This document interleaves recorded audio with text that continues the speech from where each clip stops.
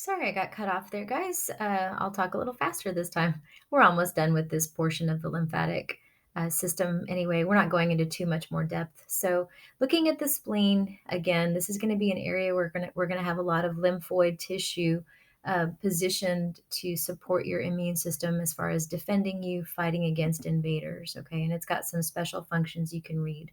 We've read a lot in the endocrine system about the thymus gland, how it has a role in maturing T lymphocytes using the hormone thymosin. So you've already learned that.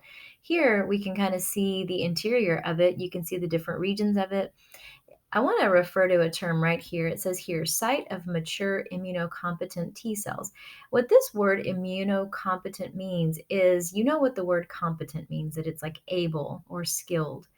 Immuno has to do with an immune function of T cells. Okay, so when T lymphocytes are being matured, they are not immunocompetent yet. Okay, so they start out here, out in this cortical region, but mature immunocompetent cells that are now ready to fight, ready to defend the body, are called immunocompetent because they've been trained. Okay, so those move to this medulla area of the thymus gland, and basically from there they are dispatched and released to lymph nodes and things like that. Okay, we have this thing called MALT, your mucosa associated lymphatic tissue, and the video did a great job of discussing this, guys. So please go back and revisit those videos. They're really, really helpful. So you have these different mucosal linings, the mucosa of the body found in different areas, like in your tonsils, like in the intestinal walls, things like that, where you're going to find basically an immune system army. Okay. And so we have this lymphoid tissue scattered throughout. You can see here we've got B cells, T cells, macrophages lining all of the openings of the body. Okay. So, for example, one of these is going to be your tonsils. This is one of the malt tissues. So, we take in air through here. Of course, it's going to have a lot of bacteria, viruses, things like that.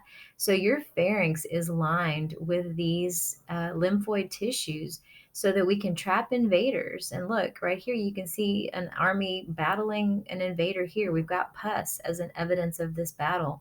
We have swelling, we have redness. Okay, so this tonsillitis, this redness and inflammation of this tissue is evidence that we're having a battle with some invaders there. Okay, so this is a great design for defense. Okay. Thinking about what does it mean when your tonsils are removed? That's a whole cool thing to think about.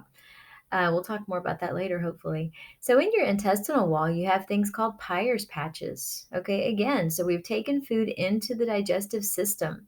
And so, with it comes bacteria, viruses, things like that. And so, along the intestinal walls, you've got these immune stations where these immune system cells are resident, just waiting for things that pass by. When there's a battle needed, then it goes to work, okay, to destroy bacteria. Alrighty. Again, guarding the openings of the body.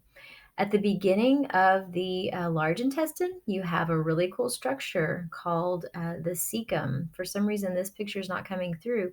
But here at the very beginning, there's like a little tail looking thing hanging off of the large intestine. That's your appendix. Okay. And this is really cool because it's positioned perfectly to capture and destroy bacteria so that it doesn't get absorbed through the intestinal wall and make you sick. Okay.